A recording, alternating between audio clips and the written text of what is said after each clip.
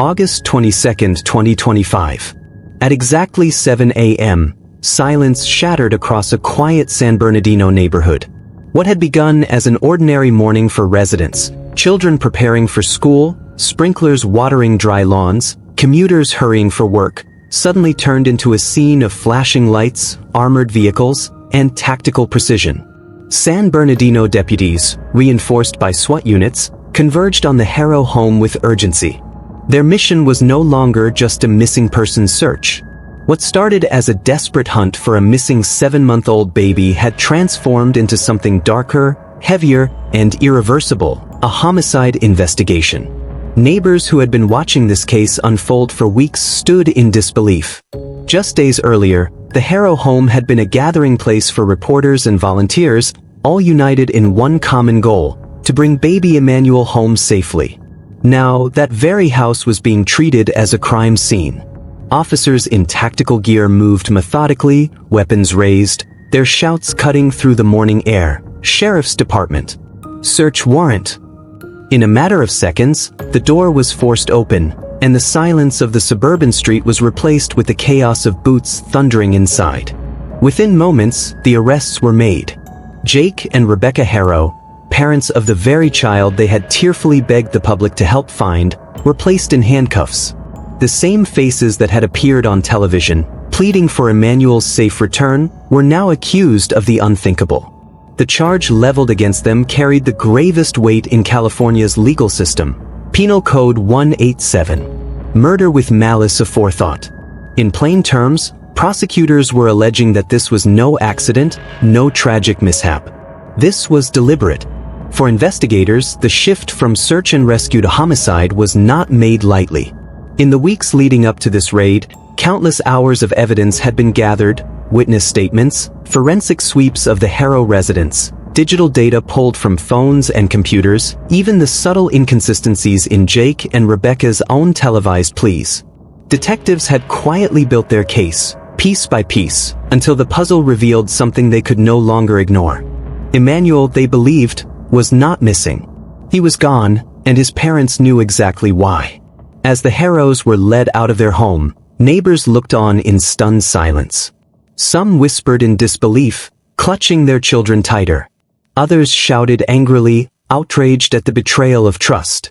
After all, many of these same neighbors had searched local parks, handed out flyers, and prayed for Emmanuel's safe return. Now they were being told that the very people who stood at the center of those vigils may have been the ones responsible for his disappearance all along. Reporters swarmed the scene almost instantly, microphones raised, cameras rolling, desperate to capture the moment. Rebecca, her hair unkempt and her face pale, refused to answer shouted questions. Jake, stone-faced and defiant, muttered only a few words as he was pushed into the back of a patrol car. His voice was low, but the microphones caught it: "I didn't kill my son." Yet the evidence collected by authorities suggested otherwise. Inside the modest Haro home, investigators worked methodically. Crime scene tape was stretched across the yard, and detectives carried out bags of evidence: clothing, bedding, electronic devices, even children's toys. What might have once seemed ordinary now carried the heavy weight of potential forensic clues. Was there blood hidden beneath freshly cleaned carpets? Were there text messages that revealed planning or intent? Every item became a possible piece of the larger story, a story that painted a devastating picture of betrayal, violence, and cover-up. The significance of Penal Code 187 cannot be understated. To charge a parent with murder under this statute is to allege intent, a willful and deliberate decision to take the life of another. It is not a charge that prosecutors file without confidence. The inclusion of malice aforethought further elevates the gravity. This phrase means the act was done with a conscious disregard for human life, not in a moment of accident or heat of passion, but with cold awareness of its consequences. For the Haros, this meant prosecutors were not just accusing them of negligence or abuse gone too far. They were accusing them of purpose. The irony was chilling. Just weeks earlier, Jake and Rebecca had stood before cameras, sobbing and pleading for their community's help. They spoke of their love for Emmanuel, their desperation to see him again, their fear that someone had taken him. They cried on cue, clutched one another, and told the world they were broken without their child. Those images had inspired sympathy across the nation. Volunteers had shown up by the hundreds, police had mobilized search teams, and strangers had donated to online fundraisers in the family's name. Yet now, as deputies marched them out in handcuffs, that entire performance was being recontextualized, not as a cry for help, but as an act of deception. The transformation of public opinion was swift. Online, social media exploded with reactions. Posts that had once carried hashtags like #BringEmmanuelHome now carried words of outrage and betrayal. Some demanded the harshest penalties possible. Others couldn't believe it, still clinging to the idea that maybe the police had made a mistake. But prosecutors insisted. The evidence was solid, the timeline consistent, and the truth unavoidable. What investigators have not yet revealed, however, is the most haunting piece of this puzzle. Emmanuel's body has not been found. Despite the arrests, despite the murder charges, the physical remains of the child remain missing. This absence casts a shadow over everything. It raises painful questions that the community may not want to confront. Where is Emmanuel? What happened in the final moments of his life? And why, if his parents truly loved him as they claimed, would they commit such an act? As the Haros sit in custody, facing life-altering charges, the case continues to unfold. For prosecutors, securing a conviction will depend on how effectively they can present the evidence to a jury. For investigators, the search for Emmanuel's body remains a top priority. And for the public, the emotional whiplash of seeing grieving parents transformed into accused murderers leaves scars that may never heal. August 22nd will forever be remembered in San Bernardino as the day silence was shattered, not just by the thunder of deputies storming a home, but by the shocking collapse of a story the entire community once believed. A story of a missing child that, in reality, may have been a story of murder all along. Sheriff Dykes stood before the cameras, his face grave, his tone measured. The words that left his mouth cut through the air with a chilling finality. This case is tragic. Emmanuel is presumed dead. In that moment, what little hope remained in the community seemed to shatter. For weeks, neighbors, volunteers, and strangers across the country had held onto the possibility that perhaps Emmanuel was alive somewhere, hidden but waiting to be found. But with the sheriff's declaration, that fragile hope turned into grief. Emmanuel, just 7 months old, was gone. And yet, even with such a devastating statement, one haunting truth lingered. Emmanuel's body had never been found. This was a homicide without a body, a crime scene without its most crucial piece of evidence. It was a nightmare without closure, leaving investigators, prosecutors, and the public to wrestle with unsettling questions. How do you prove a murder when the victim's remains are missing? How do you deliver justice when the most tangible evidence of a crime, the child himself, remains hidden? This is the painful reality of what legal experts call a no-body homicide. Though rare, these cases are not without precedent. Prosecutors must rely on an intricate web of circumstantial evidence, inconsistencies in the suspect's statements, digital footprints, forensic traces, and behavioral patterns. In Emmanuel's case, investigators believed the evidence they had was strong enough to overcome the absence of a body. But the emotional weight of that absence could not be ignored. For Emmanuel's extended family, for the volunteers who had combed through fields and creeks, for neighbors who had prayed nightly, the lack of a body meant there would never be the kind of closure that comes from laying a child to rest. Even before the arrests were made, suspicion had already begun to swirl around the Haros. At first, the public's instinct was to rally behind Jake and Rebecca. Their tearful pleas, their candlelight vigils, their interviews with local news outlets, these had convinced many that they were devastated parents caught in an unimaginable nightmare. But slowly, cracks began to appear. Observers noticed moments in interviews that didn't add up. Jake's effect at times seemed detached, his words rehearsed. Rebecca, at one vigil, appeared more focused on how she looked for the cameras than on the desperate search for her child. These observations, once dismissed as overanalysis, started gaining traction. And then came the video. Jake's sister, Maria, had stepped forward with what she believed would be a defense of her brother and his wife. She uploaded a video to social media, speaking passionately about how unfairly Jake and Rebecca were being treated. She criticized investigators for what she called a rush to judgment and pleaded with the public to give the couple the benefit of the doubt. Her intent may have been loyalty, an act of familial defense. But the result was the exact opposite. In the video, Maria said something that immediately caught people's attention. She mentioned details about the night Emmanuel disappeared, details that had never been released publicly by law enforcement. The slip was small, almost easy to miss, but sharp-eyed viewers latched onto it. How could she know about those specifics unless she had been told directly by Jake or Rebecca? And if she had been told, why would the couple be sharing inside details of an open investigation unless they were trying to control the narrative? The backlash was swift. Comment sections exploded with speculation. Some accused Maria of accidentally exposing her brother and sister-in-law. Others wondered if she herself knew more than she was admitting.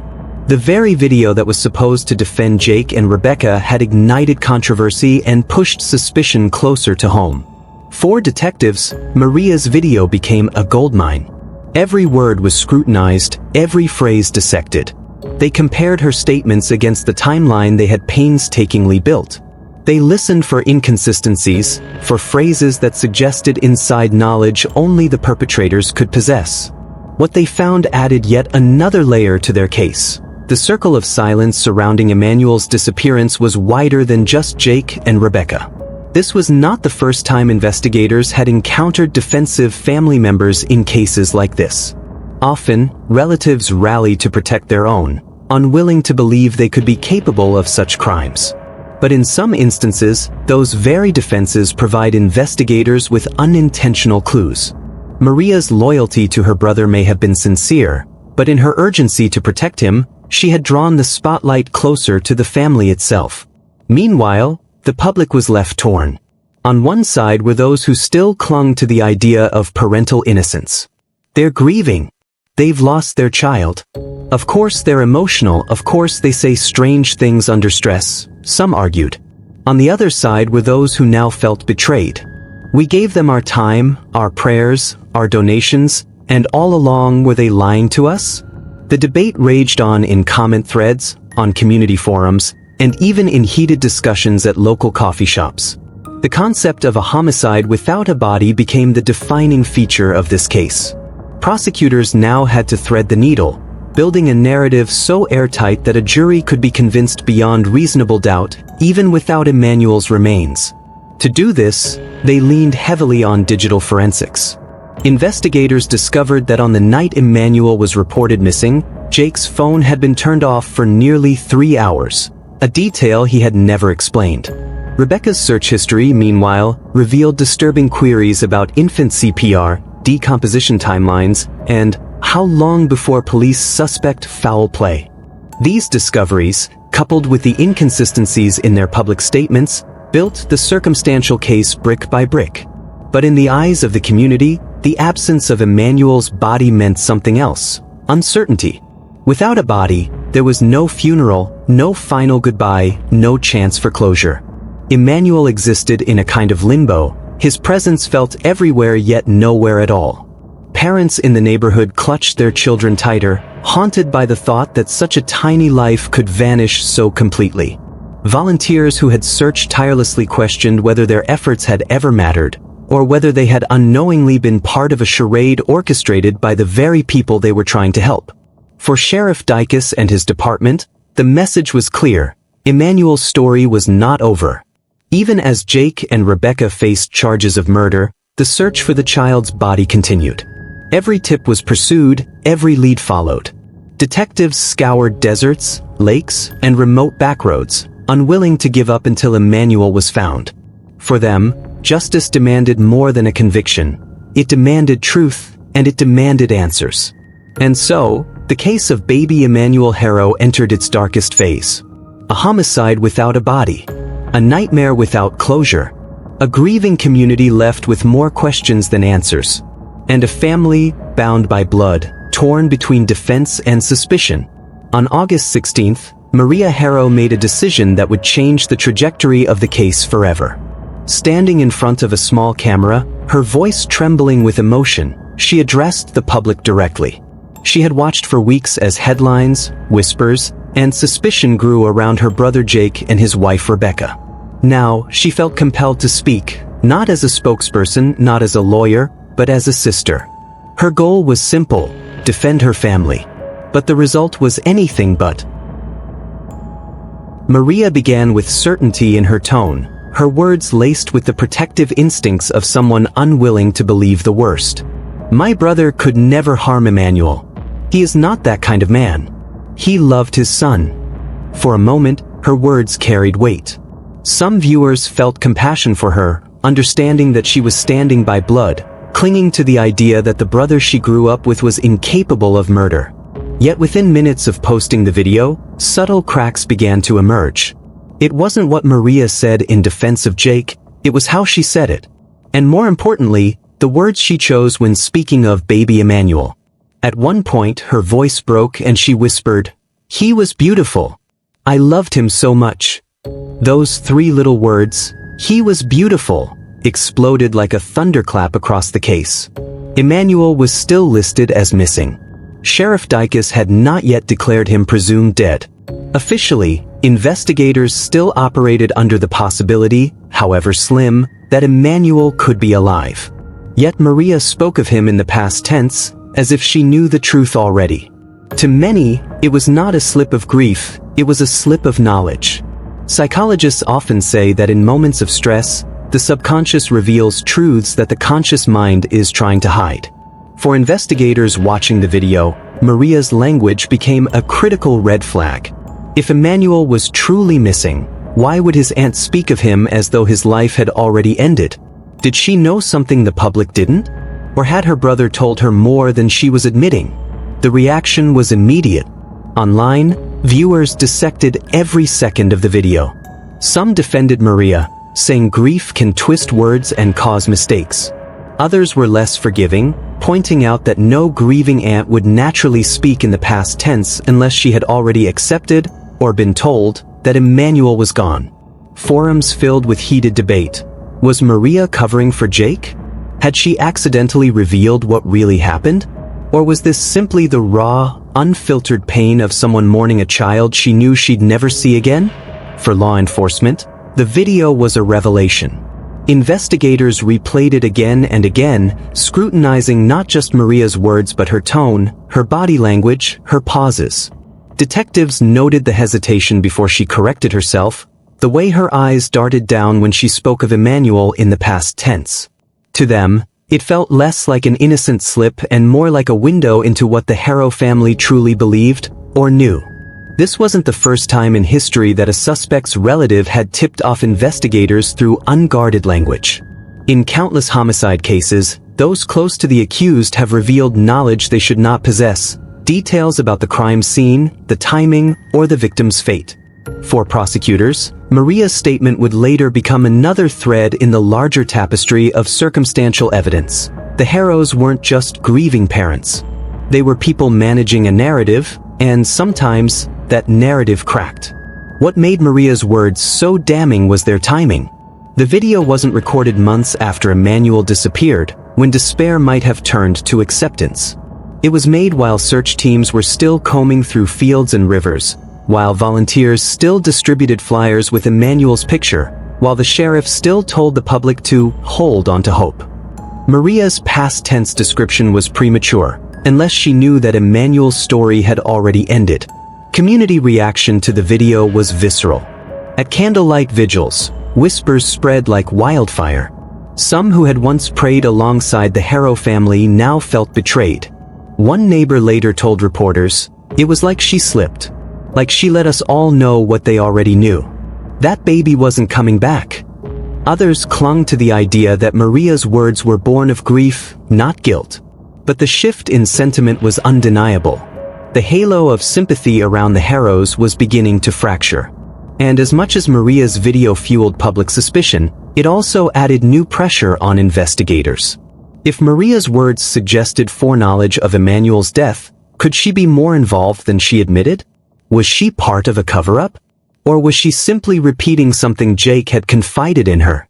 Detectives began mapping out Maria's movements, checking her alibis, and reviewing her digital communications. Every phone call, every text, every social media post was now under the microscope. For Jake and Rebecca, the fallout from Maria's attempt to protect them was catastrophic. What was meant to be a shield became a weapon against them. Reporters hounded the couple with new questions. Why is your sister speaking of Emmanuel in the past tense? The Haros offered no clear answers. Rebecca claimed Maria was just emotional.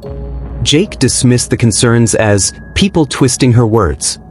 But by then, the damage was done. In the court of public opinion, Maria's slip had shifted the narrative. Emmanuel was no longer viewed as a missing baby who might still be alive. He was now seen as a child who had been silenced, his absence explained not by abduction, but by the actions of those closest to him. And for investigators, Maria's words weren't just an emotional misstep, they were a potential confession. Not her own, but one whispered through grief, loyalty, and perhaps a guilty conscience. He was beautiful. I loved him so much. Those words still echo, marking the moment the search for Emmanuel shifted from hope to certainty. The moment a family's defense exposed something darker. The moment the case crossed an invisible line, from tragedy into betrayal. Social media reacted with the speed and ferocity it's known for. Within minutes of Maria's video being posted, clips were cut, captions added, and hashtags created. The 3 words, "He was beautiful," were replayed endlessly, slowed down, and analyzed frame by frame. Online forums lit up with debate. Some insisted Maria's use of the past tense was a subconscious confession, proof that she knew Emmanuel was no longer alive. Others defended her, pointing to the raw emotional strain of the situation. She's grieving. People say the wrong things when they're hurting. But the internet thrives on certainty, not nuance. And in this case, certainty meant suspicion. Was Maria, intentionally or not, admitting that Emmanuel was already gone? Or was this simply the language of heartbreak, an aunt mourning a child she feared she might never see again? The ambiguity became fuel for speculation. Within hours, accusations against Maria herself began to surface. Some posts accused her of shielding Jake and Rebecca from the truth. Others claimed she was actively helping them cover their tracks. Screenshots of her social media history were circulated, every photo scrutinized for hidden meaning. Old family pictures were repurposed as evidence. Strangers combed through her likes, her follows, even her comments on unrelated posts, searching for patterns that might confirm their suspicions. Maria, who had stepped forward to defend her brother, now found herself the subject of a public inquisition. On TikTok, short videos stitched Maria's statement with ominous music and captions like, "Did she just confess?" On YouTube, long-form breakdowns appeared overnight, complete with amateur body language experts analyzing her blinking, her posture, her tone. Twitter threads dissected every syllable she spoke, turning her slip into a kind of digital Rorschach test. For half the internet, Maria was guilty of knowing more than she claimed. For the other half, she was guilty only of being human, of grieving imperfectly. Detectives, however, were far less moved by the online storm. Officially, they dismissed the chatter. A spokesperson for the sheriff's department made it clear, "We have found no evidence tying Maria Haro to any cover-up or criminal activity. This investigation remains focused on Jake and Rebecca Haro." Their statement was intended to calm speculation, to remind the public that investigations are built on evidence, not internet theories. But by then, the damage had already been done. Maria's words, innocent or not, had only deepened the sense of suspicion surrounding the Haro family. To the public, it seemed like yet another piece of a puzzle that kept pointing in the same direction. The people closest to Emmanuel knew more than they were saying. Even if Maria wasn't legally implicated, her slip of the tongue added weight to the narrative of secrecy, deception, and lies. For investigators, the reaction underscored a deeper challenge. On one hand, social media could be a powerful tool, generating tips, spreading awareness, and mobilizing communities. On the other hand, it could also distort facts, inflame speculation, and drown out the slow, methodical work of building a prosecutable case. Every day, Detectives had to balance the pressure of public opinion with the discipline of following hard evidence. But suspicion is a powerful force, and in the Haro case, it was growing like wildfire. Every detail, no matter how small, was now seen through a lens of doubt. Jake's stiff posture during interviews. Rebecca's carefully chosen words at vigils. Maria's slip into past tense. Even family members who had remained silent found themselves judged by association. The Haros were no longer seen as a grieving family. They were viewed as a family under siege, every gesture analyzed for hidden meaning. For Maria herself, the consequences were immediate and brutal. Online harassment poured in. Messages flooded her inbox accusing her of being complicit, of being a liar, of covering up a murder. Some even accused her of having first-hand involvement, though no evidence supported such claims. What she had intended as an act of loyalty had turned her into a lightning rod for rage. The irony was sharp. In trying to shield her brother from suspicion, she had inadvertently cast a harsher spotlight on him. Her defense had become another crack in the Haro's already fragile public image. And though detectives reiterated that she was not a suspect, public opinion is not bound by the rules of evidence. In the court of public judgment, Maria had already been tried, convicted, and sentenced, all because of a few words said in grief. Still, her statement lingered in the investigation. While detectives may not have considered Maria a suspect, they couldn't ignore what her words suggested about the family dynamic. Did Jake confide in her? Had she overheard something? Or was this truly nothing more than grief slipping into speech? They couldn't afford to assume. Behind closed doors, Maria was interviewed, her timeline examined, her communications reviewed. If she knew more, investigators would find it. But no matter what detectives uncovered, one fact remained unshakable: Maria's slip had permanently shifted the narrative of the case. Emmanuel was no longer spoken of as a missing child. He was spoken of as a child who had been lost, silenced, erased. And while the sheriff's department refused to place Maria under suspicion, her words ensured that the aura of doubt and distrust surrounding the Haros would only grow heavier. By mid-August, what began as a desperate search for a missing baby had evolved into something darker. It was no longer just about locating Emmanuel. It was about unraveling the web of silence and contradictions woven by his own family. And Maria, though officially cleared of suspicion, had become an unwilling symbol of that web, a reminder that even in grief, words can betray truths that actions work so hard to hide. For investigators, Emmanuel's case was not unfolding in a vacuum. It carried the weight of history, a history that stretched back years and painted a chilling picture of a man already linked to violence against the most vulnerable. Because long before 7-month-old Emmanuel vanished, long before Jake and Rebecca Haro were paraded out of their home in handcuffs, another child in Jake's care had suffered in ways too horrific to ignore. That child was Promise.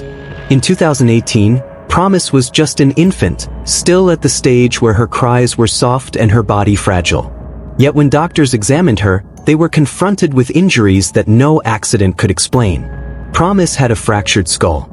Blood pooled beneath the surface of her brain in a hemorrhage so severe it could have taken her life.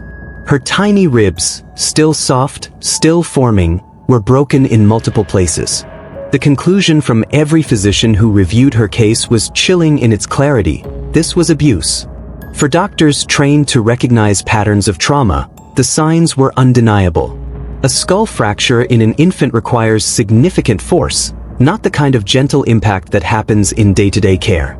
Broken ribs in babies are almost always the result of compression, someone squeezing too tightly, too violently. A brain hemorrhage doesn't appear without a catastrophic blow or shake. It wasn't just one injury. It was a constellation of damage, each wound amplifying the other, each pointing toward violence. When confronted, Jake offered a story. He claimed Promise had slipped, that he had dropped her in the sink while trying to bathe her. His tone was defensive, his story rehearsed. But the explanation collapsed under scrutiny. The angles didn't match. The force didn't align. A fall into a sink could not account for broken ribs. It could not explain the hemorrhage. Doctors rejected his version outright. Social workers, investigators, even family members doubted him. It was the kind of excuse they had heard too many times before, an attempt to mask cruelty with clumsiness. What made Promise's case even more haunting was the context. She was not an unknown child, not one lost in a system without oversight. She was Jake's daughter, his own blood. And the violence done to her revealed something investigators would not forget: a pattern of disregard for the lives he was supposed to protect. The legal system, however, did not treat it with the severity the medical reports demanded. Jake was accused. The abuse was documented. But like too many cases of child cruelty, it became bogged down in hearings, paperwork, and the cautious language of alleged and suspected. Jake insisted he was innocent, that it was a tragic accident. And somehow, despite the unanimous conclusion of doctors, despite the mountain of evidence, Jake managed to avoid a sentence that would have removed him from children forever. Promise survived, but she did not escape unscarred. The brain hemorrhage left lasting damage. The broken ribs healed, but the trauma lingered in her body and her development. Her childhood was stolen before it had even begun, traded for a lifetime of complications that would never fully fade. She became a living reminder of what Jake was capable of, a warning sign ignored. For the investigators now handling Emmanuel's disappearance, this history was not just background noise. It was a pattern. It showed escalation from one child barely surviving to another now presumed dead. The cruelty was not an isolated lapse, not a one-time mistake. It was part of Jake's record, woven into his history, and it reshaped how detectives approached every shred of evidence in Emmanuel's case. Community members who learned about Promise's injuries reacted with fury. To them, the revelation was not just disturbing, it was enraging. How could a man with such a history still be in a position to harm another child? Why wasn't he behind bars years earlier? Why hadn't the system acted? Parents in San Bernardino whispered bitterly that Emmanuel's fate had been sealed long before his disappearance, sealed in the cracks of a justice system too lenient, too willing to give Jake another chance. Investigators knew better than to lean solely on past behavior to prove present guilt. But in the court of public opinion, the dots connected themselves. Jake had been accused of hurting one infant in 2018. Now, in 2025, another infant in his care was gone. The pattern was too glaring to ignore. In interviews, prosecutors didn't hide their frustration. One remarked off record, if the courts had listened to the doctors in 2018, Emmanuel might still be alive. It was a sobering reflection, a reminder of how decisions in one case ripple forward into another. For detectives, the story of Promise was both a roadmap and a warning. It showed them that Jake's explanations couldn't be taken at face value. It revealed that he had already demonstrated the ability to harm his own child and attempt to disguise it as an accident. And it raised the chilling possibility that Emmanuel's disappearance wasn't a first, it was a continuation. Promise, though alive, had carried the truth of Jake's capacity for cruelty in her broken bones and damaged brain. Emmanuel, missing and presumed dead, became the final echo of a pattern ignored. And now, with both children forever linked by the same father, investigators faced the task of proving not just that Jake Haro was dangerous, but that this time, his violence had gone too far. Jake's conviction in 2018 should have been a turning point, a flashing red warning sign that could not be ignored. The facts were brutal, undeniable. His daughter, Promise, was left with catastrophic injuries, blind, unable to speak, and with barely 3% brain function. She would never walk, never play, never live a life beyond hospital beds and round-the-clock care. Any ordinary observer could see this was not a simple accident. It was a pattern of violence, a father whose actions had forever destroyed the future of his own child. And yet, the justice system, the very institution meant to safeguard the vulnerable, gave Jake a way out. Prosecutors allowed him to cut a plea deal, reducing a charge that could have landed him years behind bars to a sentence so light it now feels absurd in hindsight. 180 days in county jail. That was the punishment written on paper. But what actually happened was even more insulting to justice. He spent just one day in custody before being released back into the world. A single night in a cell, as though that could ever measure against the lifetime of suffering Promise would endure. For many, this decision has become one of the most glaring failures in the Emmanuel Haro tragedy. It is not simply a mistake, it is a betrayal. A betrayal of the victims, of the community, and of the very idea of accountability. Because when the state chose to go easy on Jake, it sent a chilling message that the suffering of an infant could be bargained away, and that a man with a proven history of violence against his own children was safe enough to walk free. Critics argue this wasn't just leniency, it was negligence. Child advocates, legal experts, and even members of law enforcement have since questioned how such a plea could ever be justified. The injuries to Promise were not minor. They weren't bruises or scratches that could be dismissed as accidents. Doctors were unanimous in their findings. This was deliberate harm. Her skull fracture alone was evidence of force, not clumsiness. The broken ribs spoke of impact or compression. The brain hemorrhage revealed trauma too severe to ignore. And yet, somehow, the system treated Jake like a man who had merely stumbled into a tragic accident rather than someone who had caused it.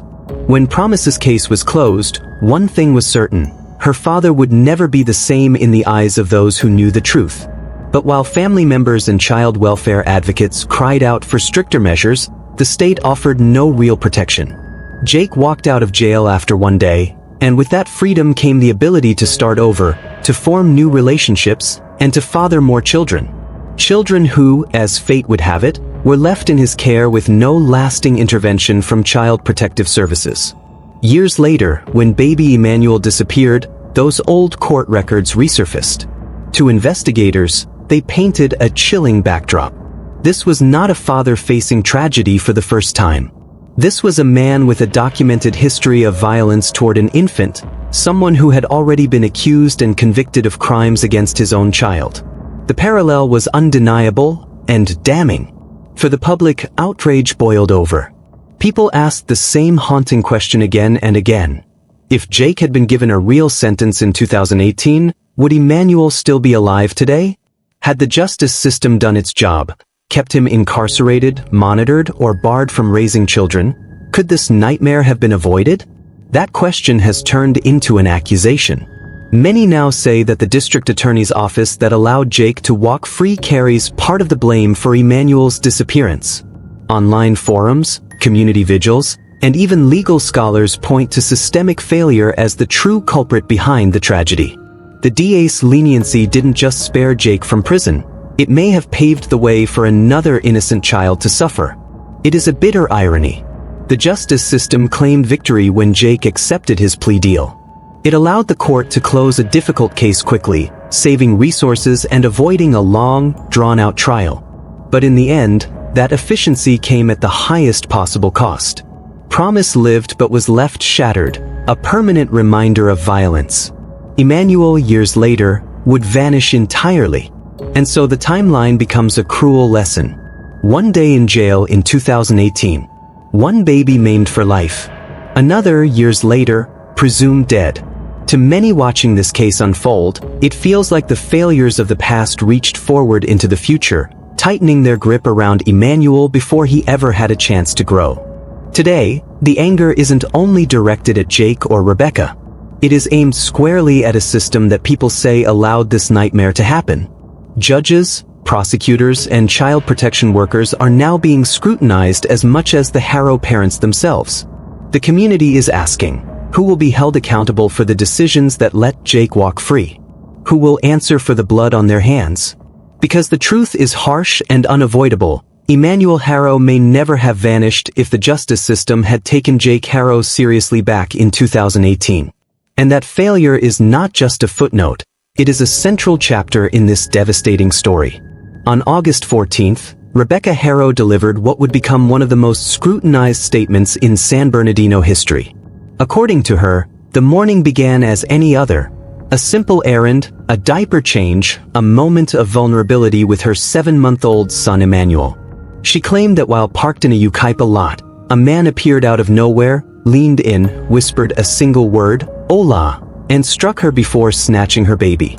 It was a tale designed to shock, to provoke sympathy, and to redirect investigators toward the specter of a foreign predator lurking in the shadows. But from the moment the words left her mouth, deputies felt something was wrong. At first, her story contained the ingredients of a classic stranger abduction. A sudden attack, a violent blow, and a helpless mother left behind with visible injuries.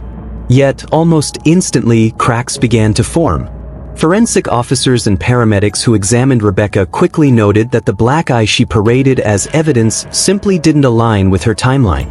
Bruising doesn't swell to that degree within minutes. It takes hours, sometimes longer. Rebecca wanted deputies to believe her injury was fresh, a brutal mark from an assailant's fist, but physiology told a different story. It looked more staged than spontaneous, as though she had been injured before that morning, or worse, as though the bruise had been inflicted deliberately to sell a lie. And then came the detail that changed everything. A detective, familiar with pop culture and streaming dramas, immediately caught a disturbing parallel. Rebecca's account, nearly word for word, echoed a scene from the Netflix show Insatiable. In the series, a character described an abduction almost identical to Rebecca's version. The whisper, the sudden violence, the vanishing. To seasoned investigators, this wasn't coincidence, it was script work. It suggested Rebecca hadn't lived the story she told, she had borrowed it. This revelation flipped the tone of the investigation. What began as a frantic community search for a missing child started shifting into something darker. A staged performance, crafted by a mother who may have known her baby would never be found alive. The "hola" detail, once thought to hint at a Hispanic suspect, now read as a manufactured distraction, a calculated attempt to seed racial profiling and misdirection. Deputies immediately began to pull surveillance footage from every nearby business, gas station, and traffic camera.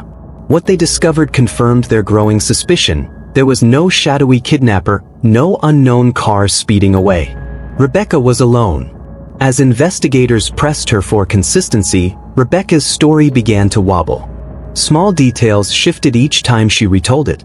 First, the man had struck her with his hand. Later, it was an object. Sometimes he came from the left, sometimes the right. Each variation eroded her credibility.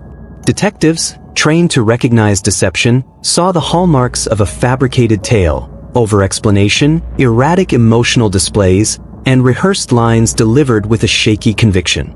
Meanwhile, Rebecca and Jake attempted to project innocence in public. They cried in front of cameras, pleaded for Emmanuel's return, and accused law enforcement of dragging their feet. But investigators knew what the public did not. The diaper lot story was collapsing under forensic scrutiny. Deputies began treating the Haros not as grieving parents but as prime suspects in a staged abduction cover. And still, most hauntingly, Emmanuel remained missing. Without a body, the case teetered on a razor's edge. Prosecutors knew that if Rebecca's lie could be fully exposed, it would bridge the gap between suspicion and murder. The problem was proving what really happened in the hours before her performance in that parking lot. Detectives dug deeper. They compared Rebecca's injuries against medical charts, ran digital forensics on her phone, and pulled location data from her car. What emerged painted a chilling portrait. She had the time, the motive, and the preparation to construct an alibi. Yet she underestimated two things: the meticulous eye of investigators and the impossibility of sustaining a lie under relentless questioning. The insatiable connection became a pivotal detail in the timeline. It was more than a strange coincidence. It was evidence of premeditation. Rebecca hadn't panicked and invented a story on the spot. She had studied one, rehearsed it, and deployed it, thinking deputies wouldn't notice. That kind of mimicry pointed not to innocence but to intent. And intent, under California law, is the beating heart of a murder charge. By the time deputies presented their findings to Sheriff Dicus, the narrative had shifted entirely. The public still whispered about stranger danger in Yucaipa. Parents held their children tighter. But behind closed doors, investigators were piecing together a more sinister truth. Emmanuel wasn't taken by a passing predator. He was betrayed by the very people meant to protect him. Rebecca's diaper lot story, once a cry for help, had become the very rope that tightened around her own neck. That morning broadcast was supposed to rally a community. Instead, it deepened the cracks already spreading through the Haro family's version of events. When Rebecca sat before reporters, rocking in her chair with tears streaming down her cheeks, The world was meant to see a desperate mother pleading for mercy. But many who tuned in said the performance rang hollow. Her words were choked with sobs, yet her eyes, darting between cameras, seemed to search for cues. Observers felt as though she was acting for the lens, not speaking from a mother's soul. Even body language experts who later reviewed the footage noted the inconsistencies. Her tears came at convenient moments, often drying up the second the questions turned difficult. At one point, when a reporter pressed her about the details of the supposed abduction, she blinked rapidly and hesitated, a classic sign of stress, not grief. These moments sparked conversations online. Was this a woman shattered by loss, or someone desperately trying to sell a story she knew wasn't true? Jake, sitting beside her, didn't fare much better. His responses were flat, his demeanor oddly detached. While Rebecca wept and clutched tissues, Jake's voice carried no tremor, no urgency. When asked what he would say to the person who took Emmanuel, he paused, stumbled over his words, and offered little more than a generic, "Bring him back, please." Viewers felt no fire, no rage, no plea from a father whose son had supposedly just been snatched from his arms. Instead, his performance seemed robotic, hollow, and rehearsed. Behind the scenes, detectives were already dismantling Rebecca's version of events. The canines brought to the Ukaipa parking lot were specially trained for child abduction cases. These dogs could track even the faintest human scent across asphalt, grass, and sidewalks. Yet not a single trace of Emmanuel was found. No trail leading away from the scene. No scent of a stranger who had supposedly laid hands on the baby. The handlers confirmed what deputies suspected. No abduction had occurred in that parking lot. The absence of evidence became its own kind of evidence. A real abduction leaves chaos behind. Witnesses who heard screams, items dropped in panic, tire marks, or at the very least, a scent to follow. Rebecca's story provided none of that. What it did provide was a glaring red flag. Adding to the suspicion was law enforcement's refusal to issue an Amber Alert. Typically, when a child is reported taken, an alert is triggered almost instantly, broadcasting details across phones, billboards, and radios. But in Emmanuel's case, officials drew a hard line. Without credible evidence of an abduction, they would not send out an alert. That decision sent a chilling signal. The very people tasked with saving Emmanuel were already doubting the story told by his own parents. Meanwhile, the community who watched the Haro's tearful broadcast felt torn. Some sympathized, convinced no mother could fake such raw emotion. Others pointed to the inconsistencies, arguing that Rebecca's act was not one of grief, but of desperation to cover something up. Social media lit up with debates, each clip of the press conference dissected, slowed down, and analyzed frame by frame.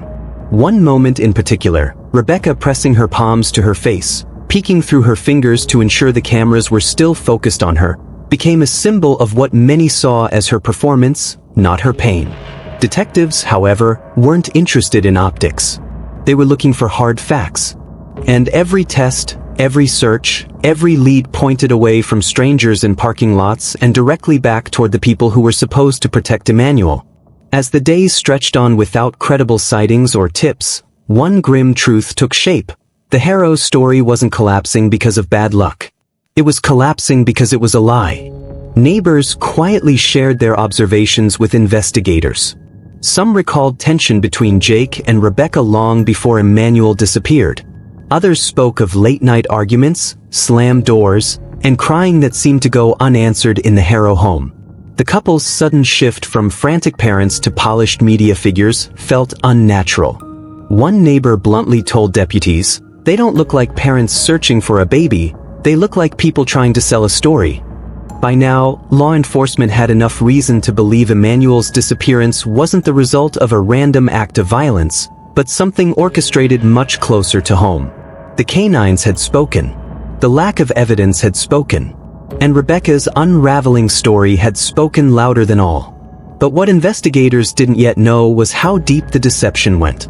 The staged tears, the false timeline, the Netflix-inspired script, they were only the beginning of a case that would soon become one of the most disturbing child homicide investigations in San Bernardino's history. On August 16, Riverside County Child Protective Services took the extraordinary step of seizing the Haro's 2-year-old daughter. To the outside world, this decision was a chilling signal. CPS does not move lightly, especially when it comes to separating a child from their parents. Their intervention meant only one thing. Investigators no longer believed Jake and Rebecca were grieving parents. They were now suspects under the darkest cloud imaginable. The system had already judged that leaving another child in their care posed too great a risk. The shift in tone from the very agencies once searching for Emmanuel was palpable. In the beginning, deputies spoke carefully, choosing words that balanced empathy with caution. But by mid-August, that narrative was gone. Now, the focus was not about who might have taken Emmanuel, it was about what Jake and Rebecca had done. The presumption of innocence in the court of public opinion had vanished almost overnight. The investigation intensified. Search warrants were signed in quick succession. Deputies pored over every inch of the Haro property. The family's modest home, once the backdrop of teary pleas for Emmanuel's safe return, was transformed into a crime scene. Technicians carried out bags of evidence, carefully sealed and labeled. Neighbors stood on their porches, watching silently, some shaking their heads, others whispering that they had suspected something was wrong all along. One of the first things seized was Jake's truck.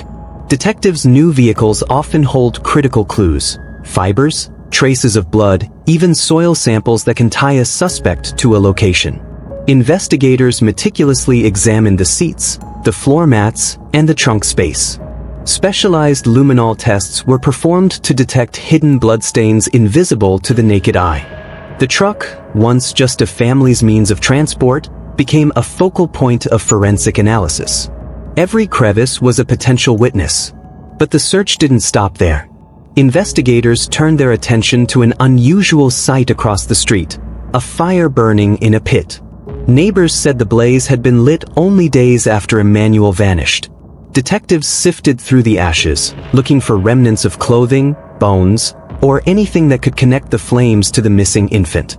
The possibility that evidence had been deliberately destroyed was too significant to ignore. Ashes were collected, bagged, and sent to the crime lab. Forensic scientists would later spend hours under microscopes, searching for microscopic remains that could tell a story words could not. Inside the Haro home, deputies cataloged everything: bedding, baby clothes, diapers, bottles, wipes, and even trash bags were collected. Items were swabbed for DNA. Floors and walls were tested for traces of blood that might have been cleaned but not fully erased. The family computer and cell phones were seized as well. Digital forensics experts were tasked with combing through search histories, deleted texts, and social media accounts. Investigators knew that in the modern era, even the most carefully constructed lies can unravel with a single overlooked text message. And yet, despite the exhaustive search, despite the seizures and forensic sweeps, one thing remained hauntingly absent: Emmanuel's body. It was as if the infant had vanished into thin air. For law enforcement, this absence was both maddening and terrifying. Without a body, the prosecution of a murder case becomes infinitely more difficult. Yet detectives were adamant. The totality of evidence pointed not to a kidnapping, but to foul play within the walls of that home. The community, meanwhile, was reeling. The same streets where neighbors had joined candlelight vigils and organized search parties were now filled with whispers of horror. How could parents beg for their child's safe return on live television while law enforcement quietly gathered evidence to prove they had done the unthinkable? Every new revelation hardened public sentiment against Jake and Rebecca. Support dwindled. The Facebook groups once filled with prayers turned into forums of anger, calling for justice. Still, beneath all the evidence, one unbearable truth lingered: Emmanuel was missing. There was no grave to visit, no closure for those who had held out hope, however faint, that he might still be alive. His absence weighed heavily on investigators, neighbors, and extended family alike. Even hardened deputies admitted privately that cases involving infants were among the most devastating to handle. Every officer who searched the property knew they weren't just collecting evidence. They were piecing together the final moments of a baby who never had the chance to grow. the seizure of the Haro's daughter underscored the stakes. That little girl was spared the same fate only by intervention. CPS placed her into protective custody, and for many, she became the silent witness to the tragedy. Though too young to speak, her removal was symbolic. It said louder than words that the system now recognized Jake and Rebecca as a danger to their own children. For prosecutors, the absence of a body would mean their case rested on circumstantial evidence. But history has shown that circumstantial evidence, when layered with consistency and corroboration, can be as powerful as direct testimony. Every lie Rebecca told, every inconsistency in Jake's account, every forensic trace pulled from their home would become a brick in the wall of the state's case. And so, by mid-August, the narrative had shifted permanently. Emmanuel's disappearance was no longer framed as a mystery of a child lost to strangers. It was a homicide investigation centered squarely on his parents. The search for a missing baby had become a quest for justice. Justice that could only be delivered if the truth of what happened inside the Haro home was fully exposed. But until Emmanuel's body is found, one haunting question remains suspended in the air like smoke from that fire pit. Where is Emmanuel? Just days before Emmanuel vanished, investigators received a disturbing lead, one that painted an even darker picture of Jake Haro's intentions. A clerk at a local hardware store recalled Jake walking in, asking pointed questions about purchasing a heavy-duty saw. The timing was chilling. It was just before Emmanuel was reported missing, when the couple was already under immense pressure from CPS and neighbors who suspected something was wrong inside their home. According to the clerk, Jake seemed frustrated when told the saw was out of stock. The sale never went through, but detectives later said the request alone was enough to raise every red flag possible. In their eyes, it wasn't just a coincidence, it was premeditation, an indicator that Jake might have been planning something grim, something involving disposal. Even without a physical purchase, intent leaves behind a shadow, and this shadow would follow him all the way into the courtroom. The revelation of that attempted purchase rattled the community. Parents whispered to one another, horrified by the thought of what could have been if Jake had gotten his hands on that saw. For detectives, it became a turning point in their theory of the crime. Suddenly, this wasn't just a case of a baby disappearing, it was an alleged plan that involved erasing every trace of him. While defense attorneys would later argue that speculation shouldn't replace evidence, the circumstantial trail grew longer by the day. Jake's past abuse, Rebecca's collapsing abduction story, Maria's slip in tents, the lack of an Amber Alert, the removal of their daughter, and now, this attempted purchase. Layer by layer, suspicion hardened into near certainty. As Jake and Rebecca sit behind bars today, charged with murder with malice aforethought under California Penal Code 187, the central tragedy remains the same. Emmanuel Haro, just 7 months old, is gone. His body has never been recovered.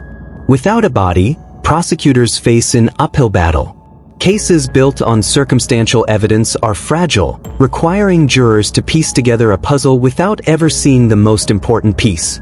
And yet, history has shown, homicides without bodies can still lead to convictions if the story told by evidence is strong enough. For Emmanuel's family and for the wider community of San Bernardino and Riverside counties, the pain is compounded by the uncertainty. Where is Emmanuel? What really happened in those final hours before he was reported missing? Did Jake act alone, or was Rebecca equally complicit? The questions hang heavy, unanswered, haunting every vigil, every courtroom hearing, every whispered conversation between neighbors. The sheriff's department has made it clear, they believe Emmanuel is dead, and they believe his parents are responsible. But belief is not proof. As the trial approaches, every shred of testimony, every expert witness, every circumstantial detail will be weighed. Jurors will be asked to see past the absence of Emmanuel's body and instead focus on the mountain of inconsistencies, the lies, the failed alibis, the damning past crimes, and the disturbing attempt to purchase a saw. In the end, what happened to Emmanuel Haro may never be fully known. Unless his remains are discovered, the truth will always exist in fragments. Speculation mixed with evidence, heartbreak mixed with outrage. And yet, for those who have followed this case, one truth feels unavoidable. Emmanuel was failed long before he disappeared. Failed by the courts that let Jake walk free after nearly killing another child. Failed by a system that didn't intervene when it had the chance. Failed by the very people who should have loved and protected him most. Today, his name is a reminder of how easily a life can vanish, not just into silence, but into a web of lies, cover-ups, and unanswered questions. Emmanuel Haro is presumed dead. His parents face life in prison. And the community waits, still hoping, still praying, that one day, the truth will finally be uncovered, even if it's too late to bring Emmanuel home.